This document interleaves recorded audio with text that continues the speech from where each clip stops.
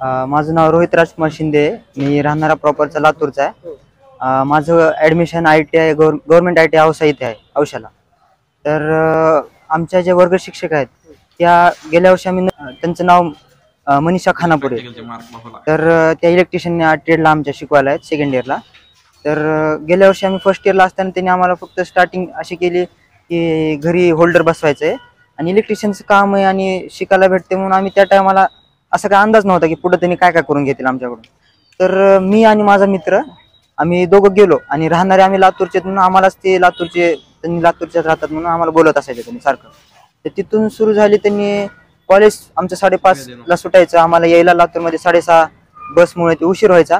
तिथून आलं तेवढा उशीर आल्यानंतर आम्हाला त्यांच्या घरी जावं लागायचं आणि घरी जाऊन तिथं काय ते वेळ लागल्यानंतर आम्हाला परत रूमकडे ह्यानं रूम करून राहतो आणि मी घरी राहतो.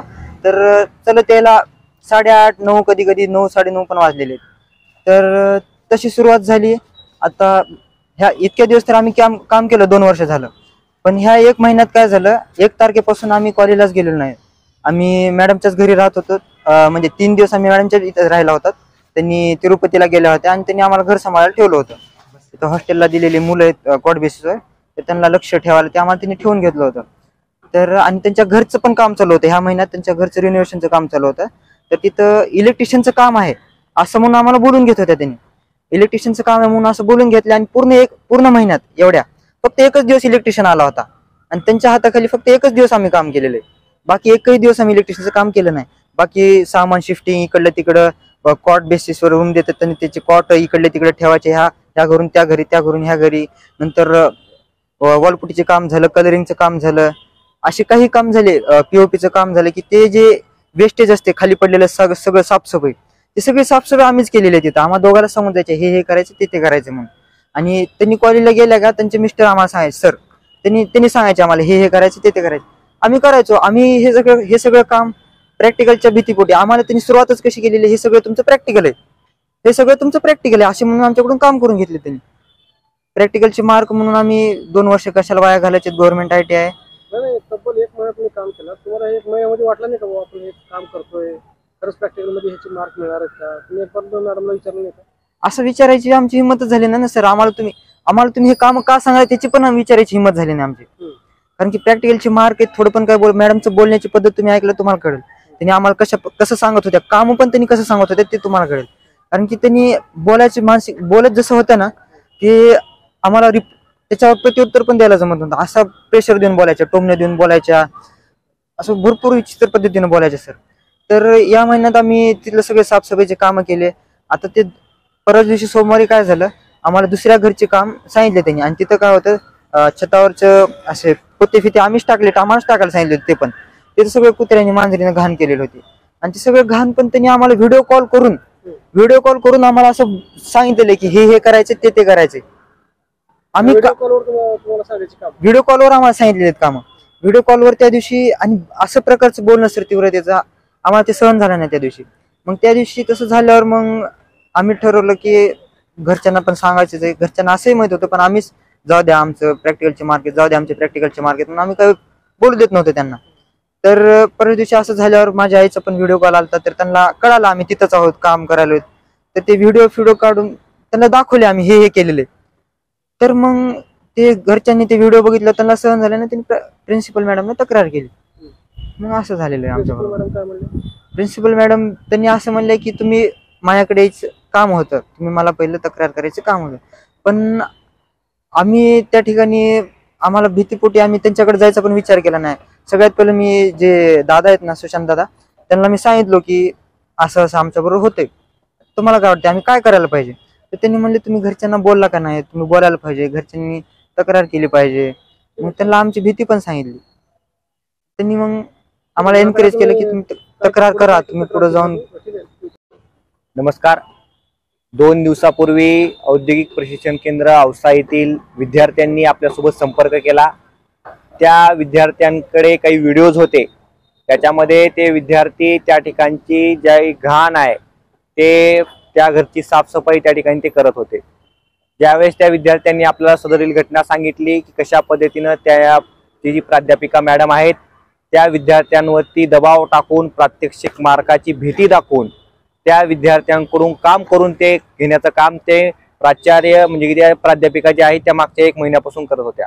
परंतु या त्रासाला कंटाळून, त्या कामाला कंटाळून त्या विद्यार्थ्यांनी त्यांच्या पालकांना ज्यावेळेस ही गोष्ट सांगितली त्यावेळेस त्या पालकांनी त्या विद्यार्थ्यांची त्यांना जो त्रास झालेला आहे तो त्रास त्या म्हणजे की त्यांच्या आई वडिलांनी त्या प्राचार्यांना सांगितला। इतकी घटना घडल्यानंतर देखील त्या प्राध्यापिका मॅडमनी या विद्यार्थ्यांना परत फोन केला आणि म्हणले की तू अशा पद्धतीने माझी तक्रार घरच्यांना कसं केला, प्राचार्य मॅडमला तू व्हिडिओज का पाठवले। ज्यावेळेस विद्यार्थी परिषदेचे कार्यकर्ते आणि संबंधित जे विद्यार्थी आहेत, पालक आहेत, या घटनेची म्हणजे की प्राचार्य यांच्याकडे गेला असता त्यांनी त्या ठिकाणी उडवाउडीची उत्तरं दिली। संबंधित प्राध्यापकावरती निलंबनाची कारवाई करण्यात यावी ही मागणी घेऊन विद्यार्थी परिषदेचे कार्यकर्ते त्या ठिकाणी गेले होते। परंतु त्या कार्यकर्त्यांना माझं कोण काही वाकडं करू शकत नाही, जे करायचे ते तुम्ही करा असं त्यांनी त्या ठिकाणी बोलले। त्यानंतर आम्ही त्या प्राचार्यांना निवेदन दिलं आणि त्यामध्ये मागणी केली की या प्राध्यापकाचं या विषयाची गांभीर्यता लक्षात घेता अशा पद्धतीनं विद्यार्थ्यांचं शोषण करणाऱ्या त्या प्राध्यापिका ज्या आहेत त्यांच्यावरती निलंबनाची कारवाई करण्यात यावी अशी मागणी आम्ही आज जिल्हाधिकाऱ्यांना पत्र देऊन देखील त्या ठिकाणी केलेला आहे। त्याच पद्धतीनं जे या खात्याचे मंत्री आहेत त्यांना देखील आम्ही मेल करून ही जी मागणी आहे, या विद्यार्थ्यांना जो झालेला त्रास आहे, त्यांचा जे मानसिक त्रास झालेला आहे त्याच पद्धतीनं त्यांच्यावरती अशा पद्धतीने दबाव टाकून जो मॅडमने त्यांच्याकडून काम करून घेतलंय हा प्रकार अतिशय चुकीचा आहे।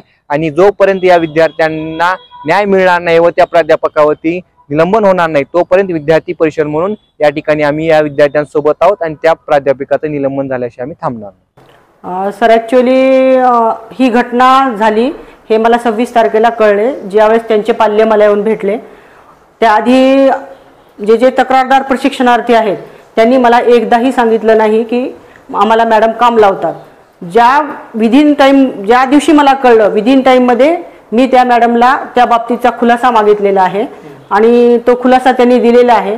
तो खुलासा मला व्यवस्थित वाटला नाही म्हणून अजून एक मी त्यांना ज्ञापन दिलेलं आहे आणि माझी त्या तक्रारीवर पूर्ण प्रोसिजर चालू आहे आणि आलेले जे खुलासे वगैरे आहे ते मी वरिष्ठ कार्यालयाला वारंवार कळवत आहे सर।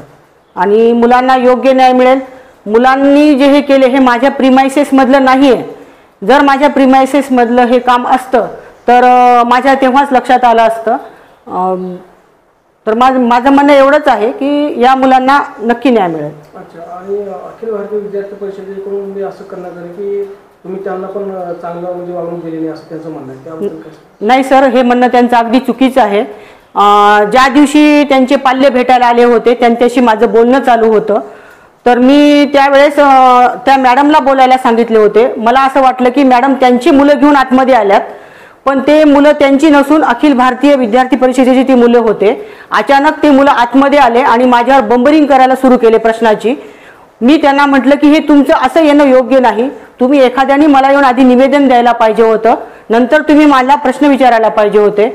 आणि माझं म्हणणं एकच होतं की ह्या विद्यार्थ्यांनी जे आधी त्या अखिल भारतीय विद्यार्थ्याकडे तक्रार दिली, आज मी त्यांना आई समान आहे सर, तर त्यांनी आधी मला तक्रार द्यायला पाहिजे होती आणि नंतर अखिल भारतीय विद्यार्थी परिषदेकडे त्यांनी जायला पाहिजे होतं। मी त्यांना कसल्याही प्रकारचं हे केलं नाही। बोलताना त्यांनी जे मध्ये ओरडत होते, घ्या मॅडमचा व्हिडिओ घ्या आणि मोबाईलचे कॅमेरे ऑन करत होते, त्यामुळे मला असं थोडंसं म्हणजे हे वाटलं की असा कोणता मोठा गुन्हा झालाय की हे मुलं एवढं हे करत आहेत। बाकी मी त्यांना कसल्याही प्रकारचं उलटसुलट बोललेली नाहीये। शिक्षिकेने आपल्याकडे खुलासा दिलाय म्हणत होते, दिला का त्यांनी खुलासा? हा सर, त्यांनी खुलासा दिलाय, तो मला पटण्यासारखा नव्हता। काही व्हिडिओ मधल्या क्लिप्स अशा होत्या की ते अतिशय वाईट होत्या। जोपर्यंत त्यांचा खुलासा त्या क्लिप्स बद्दल येत नाही त्यांना असेच मेमो जातील सर। आज त्यांना मी पुन्हा एकदा दुसरं ज्ञापन दिलेलं आहे आणि ते ज्ञापन दिल्यानंतर मी एक समिती नेमली आहे। ती समिती त्या मॅडमचे आणि वर्गातल्या मुलांचे चौकशी करेल आणि मला त्याचा अहवाल देईल आणि तो अहवाल मी वरिष्ठ कार्यालयाला पाठवून देईल सर।